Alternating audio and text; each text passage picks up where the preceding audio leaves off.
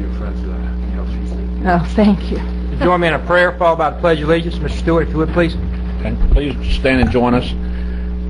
Heavenly Father, again, we thank you for this opportunity to come and serve in this capacity as commissioners, Lord, of this great county. Father, I ask that you just grant us wisdom, guidance. Lord, lead us in the right direction here tonight for all the citizens of this county. We ask these things in your holy name. Amen. Amen. I pledge allegiance To the flag of the United States of America and to the republic for which it stands, one nation, under God, indivisible, with liberty and justice for all. First item is approval of the agenda. Any changes, modifications? Mr. Chairman, I would like to add several announcements at the beginning. At the beginning? Under awards and presentations. Okay. Under general business, I'd like to discuss House Bill 1263, please. 463. 1263. Mr. Chairman, I will be recommending to remove tab 8 from the consent agenda for discussion, just so I can explain some additional modifications that are going to be made to that ordinance. And I got something I'd like to say on number 9. So you want to pull number 9? I guess that's Okay. how I get to say it. Anything else? I'm going to add a discussion issue under discussion issues by commissioners. Okay. So it'll be short. Got a motion? Motion to approve with the 8 and 9 pull for the consent agenda and the other changes noted. Anybody? Second? My second. Got a motion and a second. All four? Aye. Aye. Pass unanimously. No public hearings, awards, and presentation. Tim?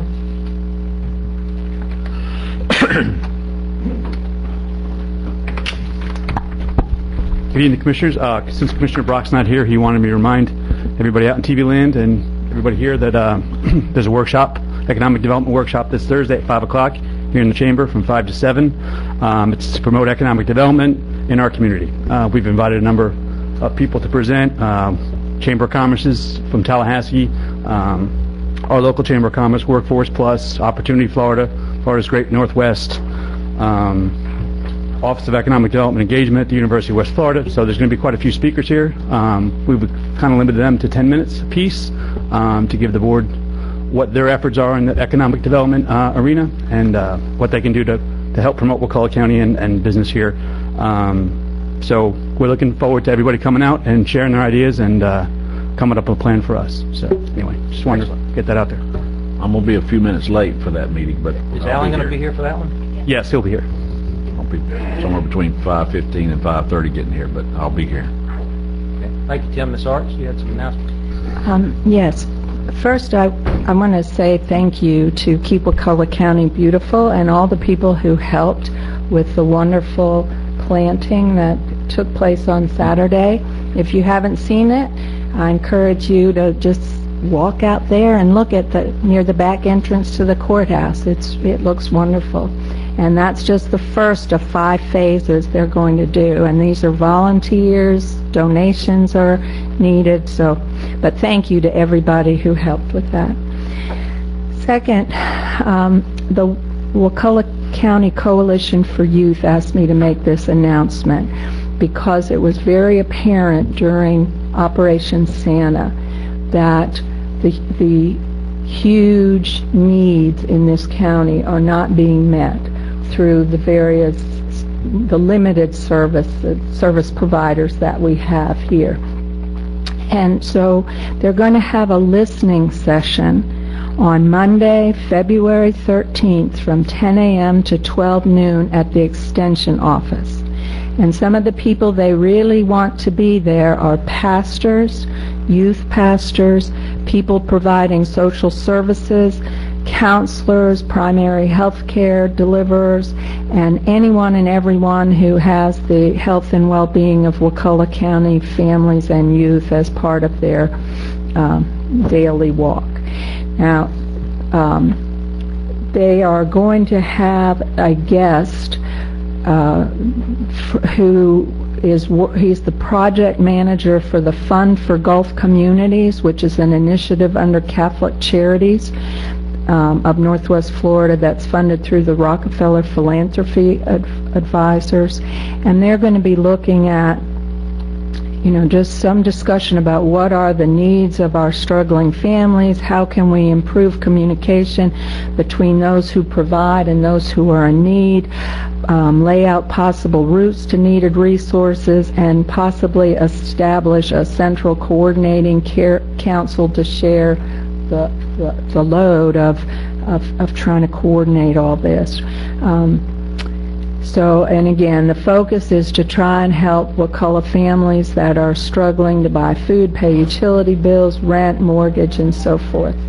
What's the date again, Lynn? February 13th? It's February 13th. I'm so sorry. Time?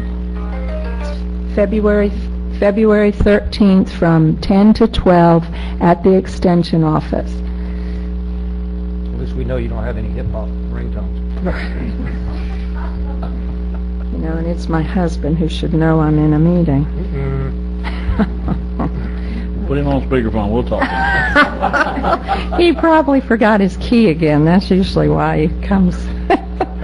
All right. Another announcement. That's February 13th. On February 16th is that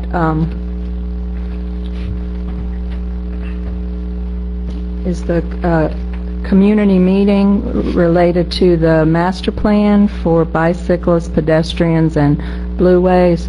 That's Thursday, February 16th from 6 to 8 p.m., and I believe that's at the Senior Center. That's correct. Okay. Okay, two more, and then I'm done. Yeah, I got a little... Okay, we got great news today. One of those applications that I wrote, y'all approved, we actually got. So we were awarded technical assistance from the Smart Growth Building Blocks program, and we are going to receive free technical assistance. And I'm very pleased that we actually applied twice. The first time, they picked 20 communities in the whole U.S., and we weren't included. This time, they had 350 applications. They selected 56 communities, and we were one of them. So Does that come back before us for acceptance of the grant, I would assume, or is that... It's free technical assistance, so it's not... They'll be working with Louis, I guess. Right. There's going to be sometime probably before June, there will be a one-day site visit that will include a workshop, and then a driving walking tour, and then a working meeting, and then that will be followed up with a report and next steps. And the focus is going to be on smart growth zoning codes for small cities and rural areas. So we need as many commissioners who can participate, Chamber of Commerce, the people who are behind the Crawfordville Town Plan. But I think St. Mark's, Sopchoppy, it would be beneficial for their city councils to participate and get some ideas. So there are lots of partners we would like to involve in this, but I'm just really happy we got this. So Thank you for the effort in writing it. I think it'll be helpful. Thank you.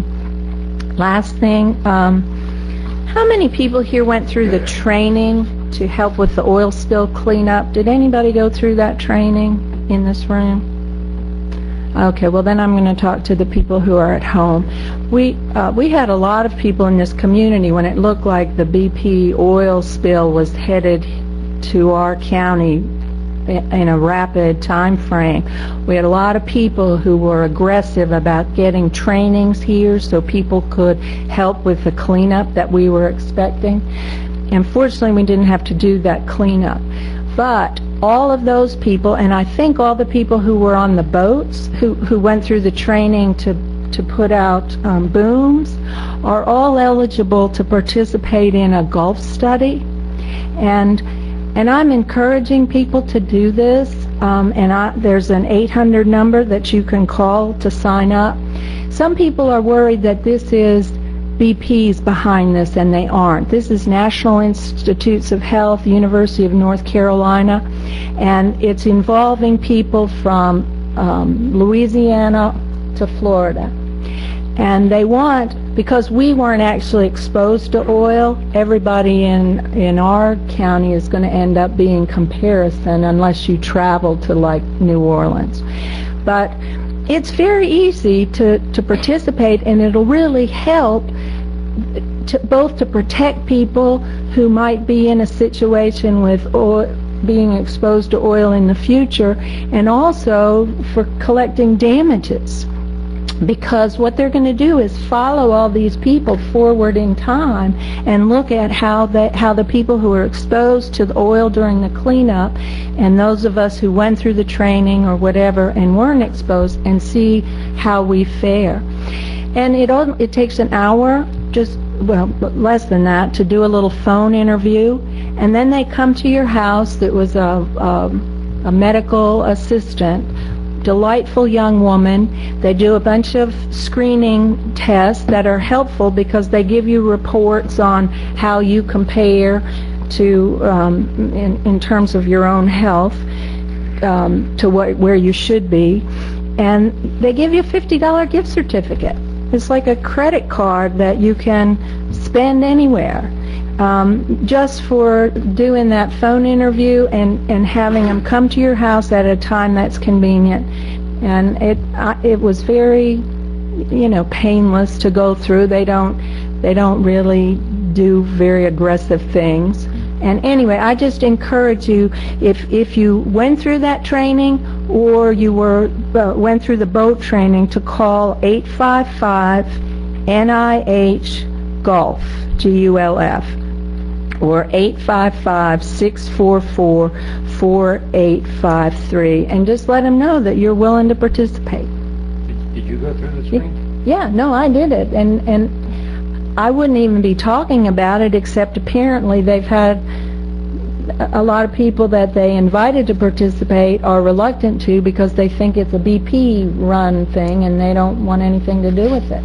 But it doesn't have anything to do with BP, and All right, thank you. Thank you. Can I get a motion on the consent agenda? Move to approve the consent agenda with those two items removed, 8 and 9. Second. The motion is second. All in favor? Aye. Aye. Passed unanimously. Heather? Item 8. Yeah, item 8 is the latest on the road acceptance criteria ordinance.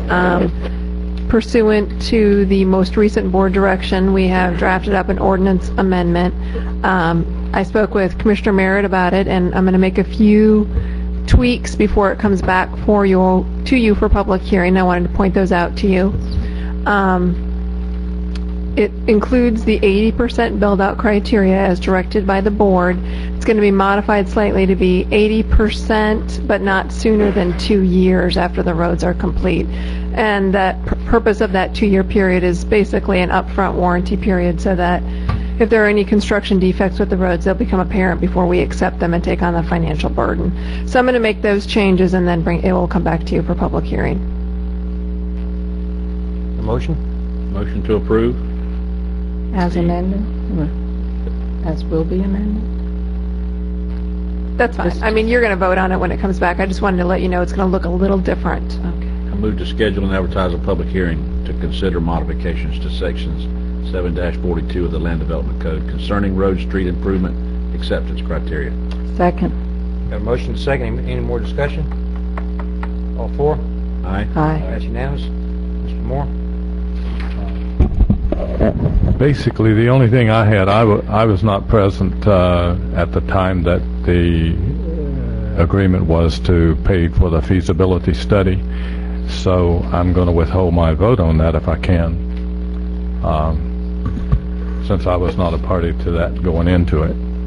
Commissioner Moore, legally you need to either, unless you have a financial interest that No, would present a conflict, you have to vote yea or nay. Okay, well, I can vote one way or the other. I don't have to vote for it. Do we have a choice? If we vote no, if the majority vote is no, Tim, or what's going to happen? I think you agreed to be party to a contract that Leon County filled out. I don't think we can back out after it's already been done. I asked about this. I mean, this is something a couple of years ago this county agreed to pay, and, you know, if we agree to pay it, we need to pay it. Okay. I wasn't around when we voted to do it either, but do I have a motion? Anybody? I will. Let me pull it up here.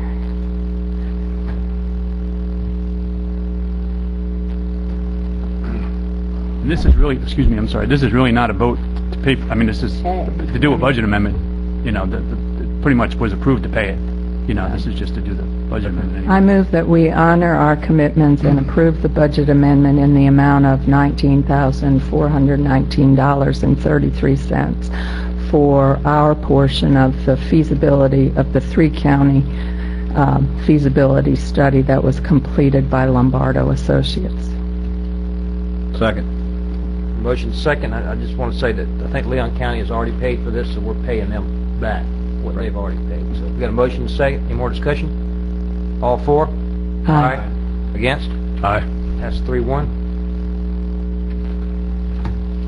Melissa, you handling the P&Z? Or Louis, I'm sorry. Forgive me. I'm going to give it a shot, but Melissa and Summer are backing me up on this one. Can I do a couple housekeeping items just before we get into it too much? This is a quasi-judicial proceeding, so in accordance with your code, each commissioner needs to disclose any contact they may have received from interested persons, the applicant, any lobbyists, additionally any information you may be relying upon, any site visits, any personal knowledge. Commissioner Arts? Yes, I went out to the site. I've spoken with staff, including, and I've communicated briefly by email with planning staff, and I spoke briefly with Mr. Kilgore before the meeting. Commissioner Moore? I have no contact. Only staff. Staff. I have contact with staff. Anyone who is going to testify on this item, including the applicant and their agent, please stand up to be sworn. Do you swear or affirm to tell the truth, the whole truth, and nothing but the truth? Yes. Thank you. Thank you, Lily. Go ahead. Good evening, Commissioners. This request is for site plan approval for a utility substation for Progress Energy. It's to be located on a 6.99 acre parcel located on the south side of Coastal Highway, east of Port Leon Drive. The future land use of the property is agriculture, and it's zoned agricultural as well. The subject property is vacant and wooded. There are no wetlands or other environmentally sensitive features known to exist on the site itself. The impervious area of the site will be 36,155 square feet. So they're leaving a lot of area of the site undisturbed and vegetated. The Planning Commission voted unanimously to recommend in favor of this. There's not a whole lot around this, so we sent out notices and to date have not received any responses to the notice. There is an issue that came up sort of last minute about encroachment into the on-off-site wetland buffer, an encroachment of 25 feet. So we've discussed with the applicant this issue, and we're recommending that you grant approval of this subject to them being outside of the 75-foot wetland buffer. I move to conduct the public hearing and approve with two modifications the application for site plan based upon the recommendation of the Planning Commission and the findings of fact and conclusions of law made by the board and any evidence submitted at the hearing thereon.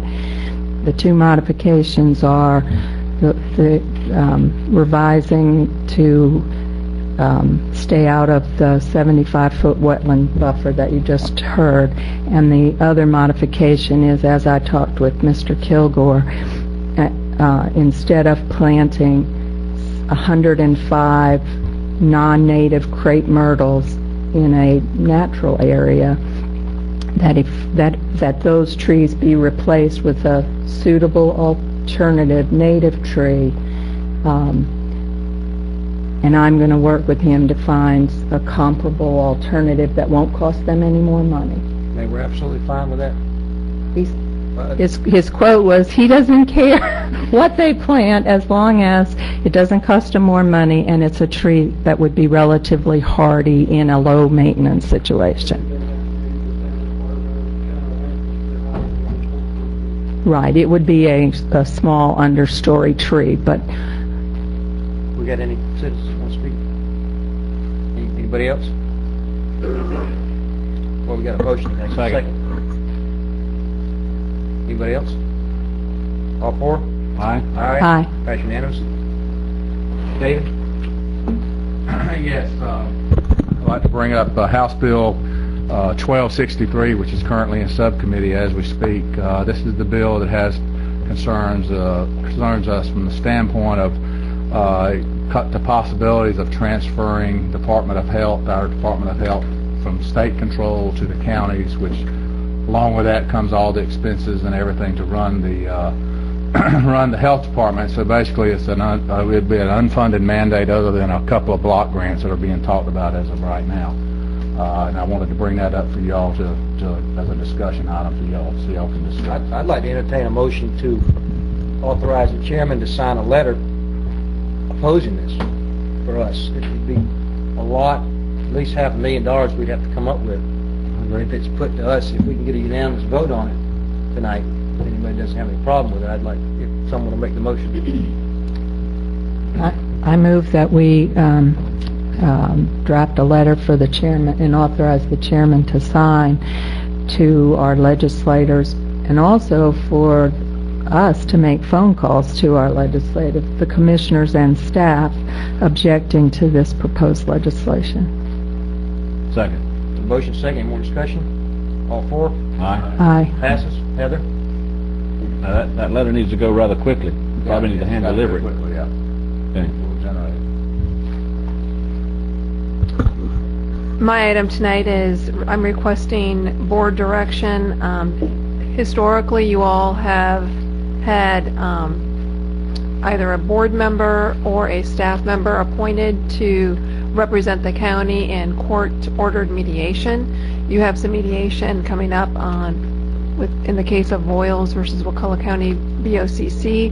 It's currently scheduled for September 15th. I would expect that to be an all-day affair, as most mediation is. So I'm looking for board direction if one of the board members wants to step up and be appointed, or if you would prefer to have David appoint a staff person. I would suggest we just have David appoint somebody, not. You said September 15th. February 15th. So did I say September 15th? I'm sorry. I don't know why I said that. I'm working real far in advance. No, it's February 15th. We need a motion on that? We need a vote? Preferably, yes. I move that we have the county administrator appoint a staff person to attend that mediation. Okay, we got a motion second. Any more discussion? I was hoping Mike might go. He's a tough negotiator. I want to be there all day. I know. It may not take all day, and I don't think a lot's going to get done. And I've talked to Heather and Tim and David about this, and I'll be glad to do it if it continues on. We need to have somebody going. I agree with you. Any citizens, Justin? All four? Aye. Pass unanimous. I guess we'll move on to citizens to be heard and do commission your discussion items after that. Mr. Lambeau?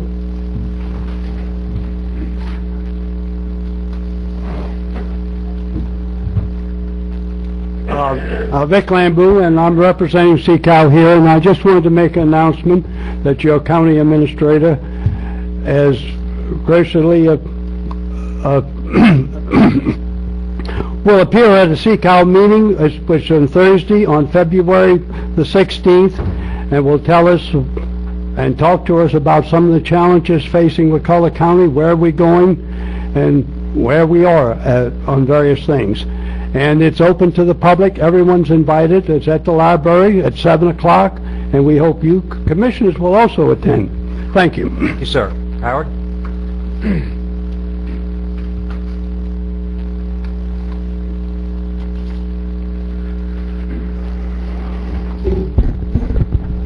Thank you, Mr. Chairman, Commissioners.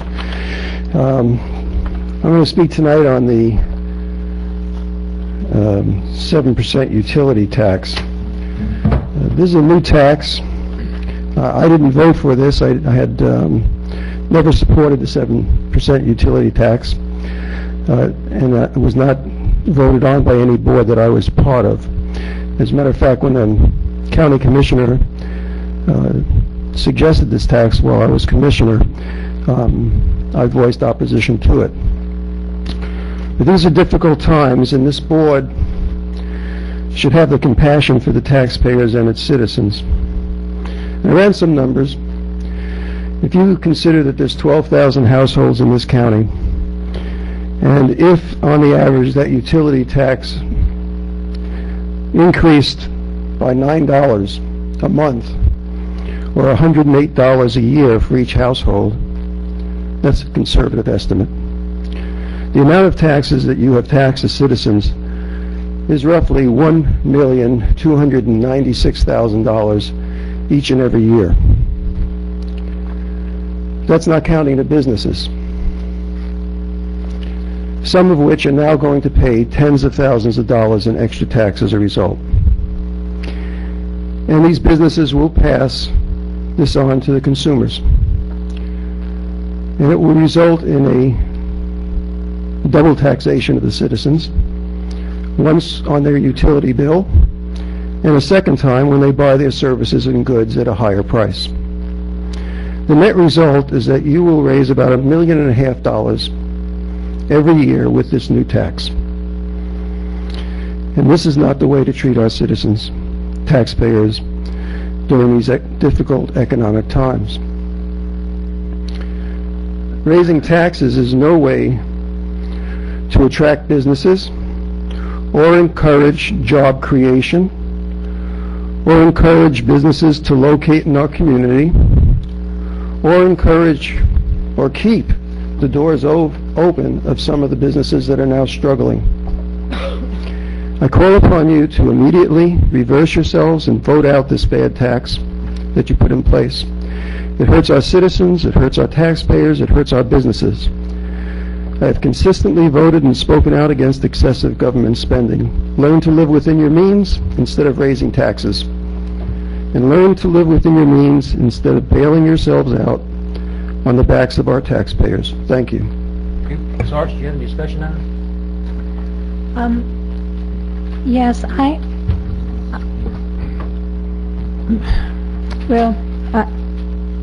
think I won't. I was going to ask about the CMAP score, but I don't know if that's a discussion you want to have. That is our appeal you're talking about of the...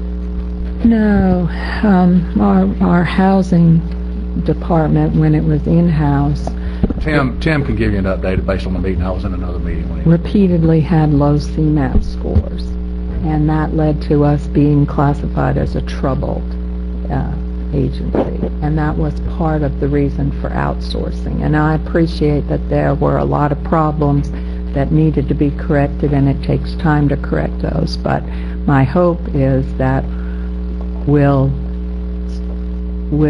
bring up our CMAP scores to the point where we're no longer considered troubled, and that didn't happen yet. That hasn't happened yet, and so I just had some concern about that.